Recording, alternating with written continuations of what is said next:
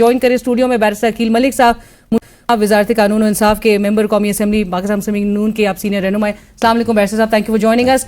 और सरदार शहबाज खोसा साहब इस वक्त हमें ज्वाइन कर रहे हैं, additional secretary supreme court bar association, senior माहिर कानून। खोसा साहब अस्सलाम वालेकुम, आपका भी बहुत शुक्रिया हमें ज्वाइन करने के लिए।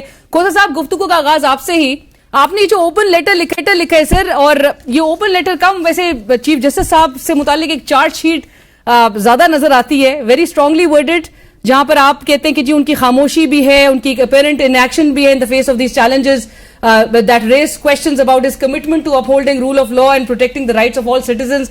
फिर आपने जिक्र किया है जस्टिस मंसूर अली शाह साहब की नोटिफिकेशन से भी मुतालिक आपने बात की है कि वो अभी तक क्यों नहीं हो सका है। सीक्रेटिव लेजिस्लेशन का जैसे मैंने जिक्र किया उस पर भी आपने बात की है, जिसके हवाले से आप कह रहे हैं कि ये कॉम्प्रोमाइज करेगा ओवरऑल एक जुडिशल इंडिपेंडेंस को। तो खोसा साहब, सबसे बुनियादी सवाल ये है कि ओपन लेटर आपने क्यों लिखा, आप सुप्रीम जुडिशल काउंसिल की तरफ क्यों नहीं आपने रुख किया, वहां कंप्लेंट दायर करते?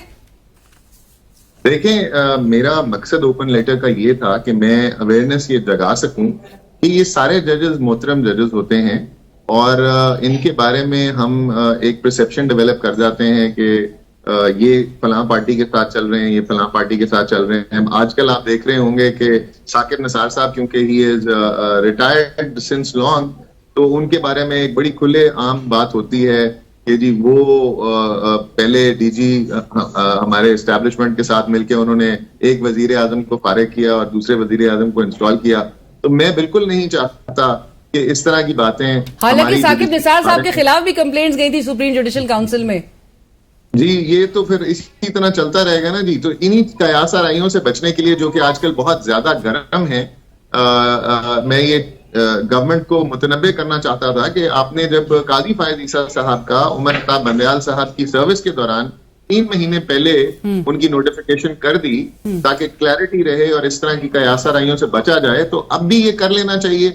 Why is it that the entire nation is trying to guess, all the coalition partners of the government don't know कि क्या लेजिस्लेशन आ रही है, और ये एक ही दिन जॉइंट सेशन बुलाकर और साथ ही एक जुडिशल कमीशन का सेशन भी बुलाया गया है। फिर लोग बातें करेंगे, और अगर कोई इन एक दिन के अंदर इन्होंने लेजिस्लेशन पास करने की कोशिश की बायपास करके या डिस्पेंस्ड विद करके जो रूल्स ऑफ प्रोसीजर हैं, देखिए पार्लियामेंट में लेजिस्लेशन जो है वो एक बड़ा मुकद्दस काम है पार्लियामेंट का। पार्लियामेंट अरबों रुपए खर्च होते हैं इलेक्शन के अंदर, और पार्लियामेंट जो है उसके नतीजे में आती है। इलेक्शन कमीशन बना हुआ है, इतने सारे लोग मुलाजमतें कर रहे हैं। सर इख्तियार है, पार्लियामेंट का इख्तियार है कानून साजी करना। ये तो मखसूस नशिस्तों के फैसले में जो फैसला जिस जज ने दिया, तो उन जज से मुतालिक भी उनका, आपको याद होगा नैब का जो तरमीम केस में उनका जो इख्तिलाफी नोट था, उसमें भी उन्होंने ये बात जिक्र की कि पार्लियामेंट का ही इस्तेहकाक है, पार्लियामेंट का ही इख्तियार है कि कानून साजी करे। इसमें कोई शक की बात नहीं कि ये पार्लियामेंट का इस्तेहकाक है, और पार्लियामेंट के रूल्स ऑफ बिजनेस हैं जो कि आपके इस इस्तेहकाक को रेगुलेट करते हैं। पार्लियामेंट में जब आपने बिल लाना होता है तो आप उसको बिल को 10 दिन पहले, 15 दिन पहले प्रेजेंट करते हैं, फिर वो बिल कमिटीज में जाता है, उसकी रीडिंग होती है, कमिटी से उसको इनपुट आती है, स्टेक होल्डर इनपुट आती है। ठीक है, खोसा साहब मुझे ये भी जरा क्विकली बता दीजिए, मैं बैरिस्टर अकील साहब की तरफ ये बात लेके जाना चाहूंगी। आप supreme court bar association already बड़ी डिवाइडेड नजर आती है बड़े इश्यूज पे, इस वक्त अलाइंड है ये जो ऑफिशियल हम समझे इस ओपन लेटर को, जिसपे पूरी supreme court bar association aligned है? देखिए, मैं पाकिस्तान में हाईएस्ट वोट लेकर अपनी सीट पर इलेक्ट हुआ हूं और सुप्रीम कोर्ट के वकला की वोट लेकर इलेक्ट हुआ हूं। मेरा point of view supreme court के उन वकला का पॉइंट ऑफ व्यू है जिन्होंने मुझे वोट दिया है, और मेरी जो सुप्रीम कोर्ट बार एसोसिएशन है इसमें भी हम इसको प्लेस करेंगे और उन सबका भी व्यू लेंगे। तो सदर साहब भी वैसे अलाइन इस पे नहीं है अलाइंड, यानी अभी इस पे डिबेट होना बाकी है। बैरिस्टर अकील साहब, खोसा साहब ने ओपन लेटर जो हमने मेंशन भी किया, आप लोग अपने इत्तेहादियों के साथ मिलकर सीक्रेटिव लेजिस्लेशन की तरफ जा रहे हैं। सेनेट में ऑलरेडी आज बिल पेश हो गया है, और जो नोटिफिकेशन से मुतालिक, let's start of with that notification chief justice, और चूंकि इसमें कोई शक नहीं है कि अगले चीफ जस्टिस मंसूर अली शाह साहब ही होंगे, नोटिफिकेशन अभी तक क्यों नहीं आया? अलीना, बहुत बहुत शुक्रिया। सबसे पहली बात है कि पता नहीं क्यों इतना इसको एक कॉन्वोल्यूट किया जा रहा है, अभाम पैदा किया जा रहा है। सारी सिचुएशन में आर्टिकल 175A सब आर्टिकल 3 के तहत जो सीनियर मोस्ट जज होता है वही चीफ जस्टिस ऑफ पाकिस्तान होता है। ना आइन से हम मुनहरफ हो सकते हैं, ना ये हो सकते हैं, ना दीगर कोई, ना इवन के हत्ता के सुप्रीम कोर्ट भी नहीं हो सकती। लेकिन अब पता नहीं उसको इतना ज्यादा मुतनाज़ा कर दिया गया है तमाम तर चीज को। राना सनाउल्लाह साहब जब कहें कि अगर हमारे नंबर्स पूरे हो जाते हैं तो फिर तो एक्सटेंशन होनी चाहिए। मैं आपको ये बात जरूर कह सकता हूं कि एक्सटेंशन का तो दो टोक मौकफ आज वजीर कानून साहब ने भी दे दिया, और मैं बारहा दफा ये कहता रहा, no obviously the gentleman himself said कि I don't want an extension. No, but there was a meeting that took place जहां पे आजम नजीर तारा साहब वो मई की मीटिंग की बात है कि जुडिशल जेसीपी की बात हो रही होगी तो फिर उनको एतराज भी नहीं है। वो उस पे I am not privy to that conversation. जो वजारत कानून ने और वजीर कानून साहब ने बात की, मैं तो उसकी ऑब्वियसली आपको बता सकता हूं जो बात मेरी नॉलेज में है, जो मुझे पता है। जहां पे देख, और इन एनी केस अगर बिलफर्ज राना साहब की बात को मान लिया जाए तो एक्सटेंशन तो इंस्टीट्यूट के तमाम मेंबर्स की होगी ना। ये नहीं हो सकता कि काजी साहब को साइड पे करके बाकी सब की एक्सटेंशन हो जाए, या बाकी सबको साइड पे करके काजी साहब की खाली एक्सटेंशन हो जाए। उसके बेनिफिशियरीज तो सारे ही होंगे। The entire institute will actually be the beneficiary of that. Having said that, उसके साथ एक जो मजे की बात है वो ये है कि अब पता नहीं कौन से पेट में मरोड़ पड़े जा रहे हैं, पता नहीं कौन सा आसमान टूट जाएगा, कौन सी जमीन फट जाएगी कि ये कहते हैं अभी ही करें। करना गवर्नमेंट ने है, ये हमारा इस्तेकाक है, हमने करना है। we'll do it maybe we do it on the 20th of October। मतलब उसको भी 2-3 मैं देखें उसमें मैं लेना आपके maybe we do it on the 20th of October, maybe in the 21st, maybe in the 25th। तो 26-25 को assume the charge on the 27th? Yes, he is to assume charge on the 27th of October। पिछली जो रिवायत थी 25 को या 26 को तो रिटायरमेंट है ना, जो इनकम्बेंट चीफ जस्टिस हैं उनकी, जहां पे ये बात कर रहे हैं कि क्यों, और आपका भी सवाल था कि अभी तक क्यों नहीं हुआ, क्योंकि एक प्रेसिडेंट, उसी पे ही आ रहा हूं। उसकी देखें पहली जो previous practice, it does not serve as a president to go bye.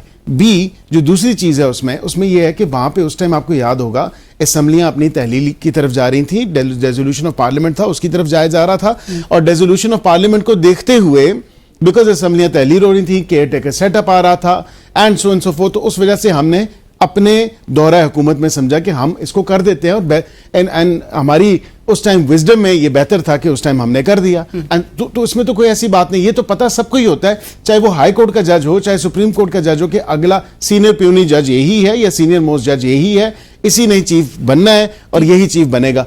इसमें इतनी ज्यादा सियासत, इतनी ज्यादा बयानबाजी, इतनी ज्यादा खबरें, आई फेल टू अंडरस्टैंड कि क्यों इतना ज्यादा इसको हाईलाइट किया जा रहा है। वकील साहब का रिस्पांस जो है आपको सेटिस्फैक्टरी लग रहा है? आपको लगता है कि, और वजीर कानून ने भी ये बात कही कि वो एक्सटेंशन की कोई ख्वाहिशमंद नहीं है, तो क्यों इतनी केसराइयां की जा रही है इससे मुताल्लिक?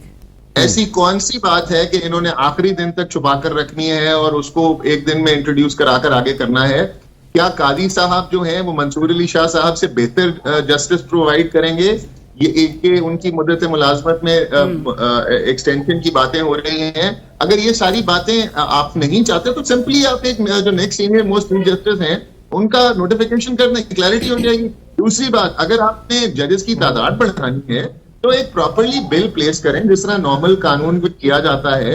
एक आप बिल पार्लियामेंट में पेश कर दें, वो सबके सामने आ जाएगा, उसमें आप स्टेक होल्डर इनपुट ले लें, उसमें आप सुप्रीम कोर्ट बार की इनपुट ले लें, पाकिस्तान बार की इनपुट ले लें, मुल्क भर के वकील हैं, सब आपको इनपुट देने को तैयार है। इतनी मुश्किल बात मैं उस पर भी आपने जरूर एक ही दिन में दोनों सेशंस को बुलाकर सारे प्रोसीजर्स को डिस्पेंस विद करके, जहां पर किसी ने ये कानून पढ़ा नहीं होगा, आप इनको प्रेजेंट करेंगे, उसी दिन आप कहेंगे दी आयज हैव इट और इसको पास कर देंगे। This will not only be a breach of the spirit of the constitution, it will also be a breach of the rights of the legislator. अगर लेजिस्लेटर ने कानून पढ़ा ही नहीं हुआ, सिर्फ इसलिए वो वोट दे रहा है कि ये उस पार्टी का मेंबर है, तो ये तो स्पिरिट नहीं है। बिल्कुल ठीक है। मैं बिल्कुल इनकी बात देखें, खोसा साहब की जुडिशल कू की आप कोशिश कर रहे हैं। देखें, एक तो ये लफ्ज पता नहीं, I don't know why it's being used, it's judicial coup, it's not. And secondly जो बात है कि प्राइवेट मेंबर बिल, अगेन मैं इनकी बात से इत्तेफाक करता हूं खोसा साहब की, प्राइवेट मेंबर बिल है, प्राइवेट मेंबर ने इंट्रोड्यूस करवाया है। इसी तरह नूर आलम खान साहब ने अपनी अमेंडमेंट्स इंट्रोड्यूस करवाई हैं। इसी तरह कल की डेट में पीटीआई के एक मेंबर है, क्रिमिनल लॉ की अमेंडमेंट वो इंट्रोड्यूस करा बैठे हैं पीनल कोड के ऊपर, सोहेल साहब। अब मतलब ये तमाम तर, अब Tuesday is, everybody knows according to the rules of business and procedure, Tuesday is a private member bill day, और private member अपना बिल लेके आता है, वो कोई भी private member हो, किसी भी जमात से उसका ताल्लुक हो। अब ये bill, it's a leave to move the bill, whether that leave is granted or not, ये depends actually on the speaker of the house. अब वो स्पीकर साहब डिसाइड करेंगे, उसके बाद वो कमेटी में, बिल्कुल इनकी बात से इत्तेफाक करता हूं, कमेटी में जाता है कि अगर जो लेजिस्लेटर के राइट्स कमेटी में जाता है, कमेटी में डिस्कशन होती है डेफिनेटली। और दूसरी जो बात है, यहां पे एक बात का अभाम बहुत ज्यादा पाया जाता है, और इसमें कहा जा रहा है कि जी शायद कोई ज्वाइंट सेशन बुला के जो है पार्लियामान बुलडोज थ्रू कर देगी, दोनों हाउसेज ऑफ पार्लियामेंट को बुला के सेनेट का, और जो ज्वाइंट सेशन की बात की जा रही है, ज्वाइंट सेशन में कोई आईनी तरमीम और कोई कानून साजी इस तरह नहीं की जा सकती। दोनों हाउसेज ऑफ पार्लियामेंट ने सेपरेटली अपने अपने उसको जो लॉ इंट्रोड्यूस होगा या कॉन्स्टिट्यूशनल अमेंडमेंट इंट्रोड्यूस होगी, उसको अपने तहत पास करना है, अपनी अपनी कमेटीज में देखना है, and then finally if it's pass from both houses of parliament it goes for assent to the president, और फिर जो आपके सदर पाकिस्तान है वो उसको कानून में नोटिफाई करते हैं, उसको बनाते हैं, दस्तखत करते हैं। मुझे ये भी बता दीजिए बैरिस्टर साहब कि 21 जजेस, व्हाई 21 जजेस इन सुप्रीम कोर्ट? अच्छा, ये बड़ी इंटरेस्टिंग सी बात है। उसमें भी इंक्रीज करने की जरूरत है जहाँ पे पेंडेंसी मैं समझता नहीं, हाई कोर्ट में तो डेफिनेटली है, क्योंकि I think there are more than 20 seats that are lying vacant in the Lahore high court के उसमें। बाकी 10 जजेस जो हैं पेशावर हाई कोर्ट ने मांग ली हैं, उन्होंने कहा है कि हमें 10 जजेस की जरूरत है। Of course if you look at the statistics, 2.26 million cases are pending in all of the courts, whether that's the Supreme Court, High Court, Lower Judiciary, जो भी इसमें है। लेकिन उसके साथ साथ सिर्फ एक बाई एनुअल रिपोर्ट आई थी, मैं ये अर्ज कर दूं कि लॉ मिनिस्ट्री की बाई एनुअल रिपोर्ट थी जुलाई से लेके दिसंबर तक 2023 तक। उसमें अगर आप देखें तो ये तमाम तर चीजें हैं, और जनवरी में at the beginning of this year 18% increase हुए सुप्रीम कोर्ट के केसेस में, और सुप्रीम कोर्ट में अभी तकरीबन 60,000 केसेस पेंडेंसी में चल रहे हैं, और उसमें कोई आम आदमी का केस जो है उसका तो अर्ली हियरिंग दे, ये खुद सुप्रीम कोर्ट के वकील हैं, इनको पता है कि अर्ली हियरिंग दे तो अर्ली हियरिंग भी नहीं लगती ना, वो कहते हैं जी अपने टाइम पे लग जाएगा। तो ये तमाम तरह इश्यूज हैं। अब ये इसको इस सेंस में ना देखा जाए नेगेटिवली कि ये शायद कोई गवर्नमेंट की ऐसी एक नेगेटिव सोच है जिससे इंक्रीज कर रही है। आज सेनेट में सेनेट में 21 का कहा गया, उधर कहा गया 23 का, नेशनल असेंबली में जो प्राइवेट मेंबर ने मूव किया, अब 21 और 23 में no it's what are member from the treasury benches, it's his private bill, उनका प्राइवेट बिल है, उसमें उन्होंने कहा 23 होने चाहिए। सेनेट में जो आज हुआ उसमें कहा कि 21 होने चाहिए। लेकिन अब इन दोनों में देखना है कि इन दोनों की क्या कैलकुलेशन है कि ये कह रहे हैं कि 21 हो या 23 हो, क्या वो केसेस का कोई फॉर्मूला इस्तेमाल किया गया कि इतने केसेस हैं उसको डिवाइड करें तो इतने जजेस को सुन सकते हैं, and so and so forth. ठीक है, I don't know where this legal wisdom is coming from, but Khosa साहब योर रिस्पांस, और फिर क्या रिएक्शन होगा, क्या रद्द-ए-अमल आएगा वुकला की जानिब से? देखिए, सबसे पहली बात तो ये है कि this is the fag end of Qazi Faez Isa साहब stay as the chief justice of Pakistan, and he has served as a very controversial chief justice because of his blind eyes to a lot of human rights abuses, even to a lot of abuses to the judges themselves. 6 जजेस का मामला हो या military courts का मामला हो, ये सारे मामले, और ये पीटीआई के इलेक्शन के मामले हो, ये सब मामले जो हैं ये इन्हीं की वॉच पर हुए हैं। और क्या जरूरत है कि आप एक आउटगोइंग चीफ जस्टिस के होते हुए जो जुडिशियल कमीशन के मेंबर होंगे और आपके एक मेंबर को ऐड करेंगे, इनके होते हुए आपको ये करने की क्या जरूरत है? क्या ही अच्छा होता कि आप मंसूर अली शाह साहब का वेट कर लेते, वो इनकमिंग चीफ जस्टिस थे, उनकी कंसेंट के साथ ये सारी चीजें हो जाती तो बहुत अच्छी बात थी। अब इस तरह की बातें जो हैं वो सामने आएंगी और ये अगले टाइम को ये डिस्टर्ब करेंगी। तो ये हुकूमत को इनका फर्ज बनता है कि ये लेजिस्लेशन ओपनली करें और इस तरीके से करें कि लोग उसको सेटल्ड तरीके से एक्सेप्ट भी करें। और वो तो अग्री कर रहे हैं, बैरिस्टर अकील साहब तो इस बात से अग्री कर रहे हैं। खोसा साहब, बैरिस्टर अकील साहब लास्ट मुझे कमेंट इस पे कर दें। रऊफ हसन साहब ने अपने हमारे शो पे बोला कि उनको 8 सितंबर के हवाले से जलसे की इजाजत मिल गई है, गारंटर्स वही कुव्वत हैं जिनकी तरफ वो देख रहे हैं मुज़ाकरात के लिए। सो अभी आपकी तरफ से जलसे की इजाजत उनको नहीं चाहिए?